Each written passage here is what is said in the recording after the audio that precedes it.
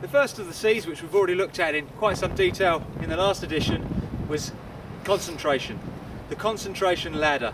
Thinking ahead of the bike, the more rungs up the ladder you are, the more time you've got to deal with the terrain coming up, apply the right, correct physical elements, and let the bike flow freely through sections. It also has a knock-on effect with commitment and confidence.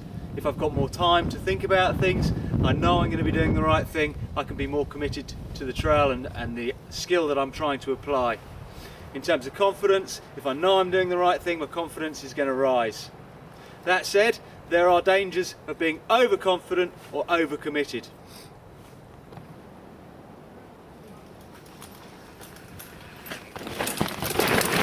Thinking about the stages of learning, the unconscious incompetent will probably ride in a very overconfident manner. They're not aware of the risks, the dangers and the skills required to ride a trail. They'll point, go, and quite often crash. The crashing process is quite useful. It reminds them or identifies that there are perhaps some skills required, and therefore they might use that to get to the second stage of learning, the conscious incompetent. But until they have reached that stage, their improvement is going to be stilted. Conscious incompetent rider, we may find that confidence is way low. We don't have the confidence because we know that we don't have the skills. That's going to protect us, and certainly not necessarily a bad thing in terms of self-preservation, but not so good in terms of achieving your riding goals. Overcommitment might lead you to let the bike run away with you. All of a sudden you've gone from a state of not realising the potential danger to being in a whole world of trouble. The flip side is too little commitment. If we enter a section with commitment high but we don't carry that commitment through the section, partway through we're going to slip into a conscious state of riding, perhaps conscious incompetence, suddenly realising we don't have the necessary skills. We're going to go from projecting ahead of the bike and thinking through the trail to a state of, oh my god, not necessarily the best place to be, and again, usually ends with a sharp reminder that skills are a very important part of mountain biking. Each of the psychological elements can be considered to be a spectrum. They're always apparent to a certain level, but it's applying the correct level at the correct time that's going to lead to success. Overconfidence has its price, underconfidence has its price. Too much commitment, not enough commitment. And coming to control, that's one of the all-important ones that really does fuse all your riding together. And we're talking here about emotional control. When we're in a state of emotional control, we happily go about what we're doing. Quite often we don't need to necessarily think about what we're doing, we just get on and do it. We're riding in a state of unconscious competence. Terrain, as it gets more technical, might remind us that we do need to think a little about things, and therefore we're entering into a stage of that conscious competence. The flicking between unconscious and conscious competence isn't necessarily a problem as long as we recognise when it's happening. Control itself at the right level is a very positive thing. If the technicality of terrain causes us to lose control, we're going to either enter into the flight side of things or the fight side of things. These are physical responses to our emotional state. Every rider has a point within them whereby they're going to get to a point where control leaves them and they go into either flight or fight mode. It's perfectly natural, it's not something that we can ever get rid of unless we're the world's best and full of confidence. In terms of control, as I progress down this trail, if I suddenly become scared of what I'm seeing ahead, I'm going to start feeling the flight responses kick in. On a push bike, very easy to see with a novice rider or even an intermediate advanced rider, there is that point where they flip from being happy with what's going on to not so sure. Generally speaking, the physical manifestations of that lack of control and that response of flight is to curl up and protect themselves, to tense up, to stiffen up, to hold on tight, to sit down lower on the saddle. If they're clipped in, maybe kick a foot off the clips, maybe take a foot off the pedal. All of these responses are very useful in terms of preparing us for a big impact, but not very good in terms of keeping us on the bike.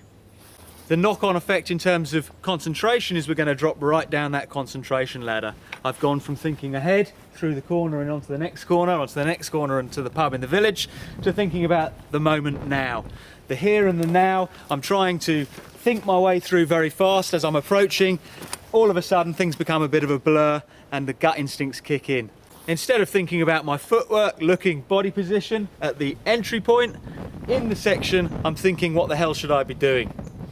The mind, rather than thinking way ahead of the body, is right up close to it. The body and the mind engage in a little bit of an argument about who's right and who's wrong. Can I, can't I? What should I be doing? It usually ends in the body winning and actually reacting with a grab of the brakes, stopping or bumping very slowly and ineffectively over, in this case, the small step below us. In the flight mode, rather than applying the correct skills at the correct time, we go to gut instincts, and those are the ones that cause us the problem. If I grab my brakes hard as I reach here, even if I have a necessary level of commitment to let the bike roll slowly over there, my weight is going to be slung forward on the bike. When the front wheel does land off the step, I'm going to be in a position where I'm likely to over-rotate and as a result lose control. Under threat, not everyone dives into the flight responses. Some of us will go into a fight mode where we're taking a far more aggressive stance. We're ready for the danger we're facing by pumping ourselves up and tightening up the body. Again, this response isn't particularly handy when it comes to riding. The physical manifestations of the fight mode is kind of hucking the bike, fighting with the bike.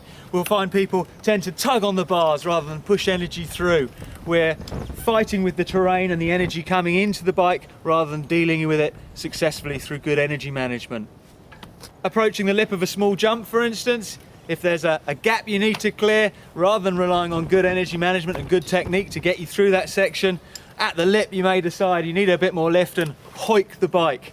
You're fighting with the bike, you're fighting with the forces that are coming into it, and the result is going to be messy at best and certainly lacking in any finesse.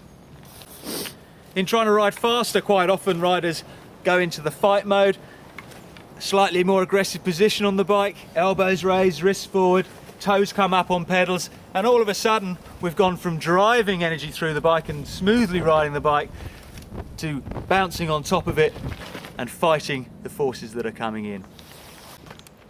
There are some similar physical manifestations of flight and fight. The tendency to hold one's breath at the entry point through the section.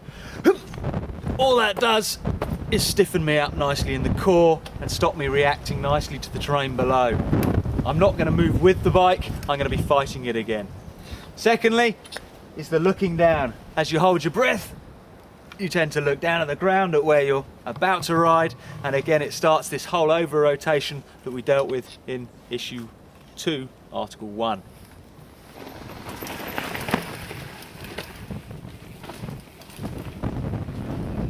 In terms of control, our ability, experience and understanding are all going to help us stay in a nice controlled state. There are going to be times again when we're riding that we're happy riding along and we flicker slightly or err slightly towards the flight side or the fight side. Not necessarily a problem as long as we don't go way off one end of the spectrum or the other. In terms of the stages of learning, we'll go from an unconscious competent, riding smoothly through the section, to a conscious competent. Perhaps knowing we can do it, knowing maybe we've done it before but last time we didn't do it so well, and having to think our way through things. Ultimately, we're going to have a slightly negative effect on the overall performance and we're not going to hit our peak potential. If I don't have the necessary confidence and I've recognised that fact by the entry point, I can stop, reassess, review, take a look at the section maybe, and then apply the necessary skills as I roll in. If I pass the entry point, lose my commitment, things start to unravel. The whole system starts to fall apart. The psychological tier is kind of the glue that sticks the system together. The intertwined elements of confidence, commitment, control and concentration will have a direct effect on your successful application of physical skills.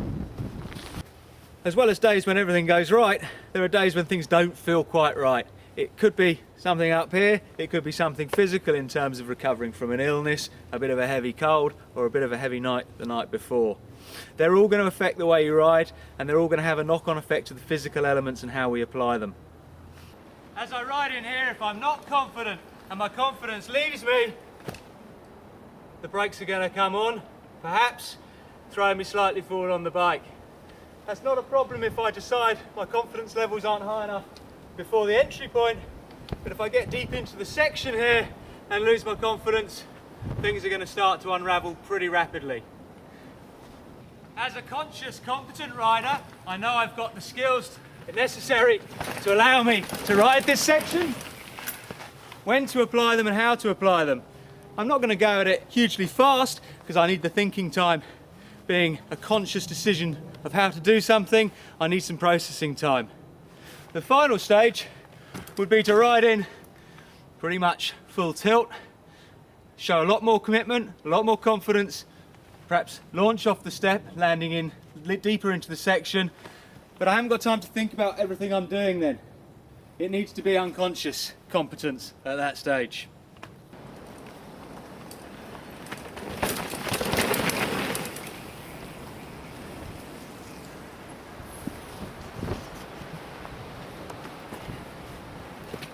As the unconscious competent, I don't need to think about my level of speed control, how much movement I'm having to require, the energy management, footwork, etc. It's all happening automotively. It's second nature, naturally happening and working nicely for me.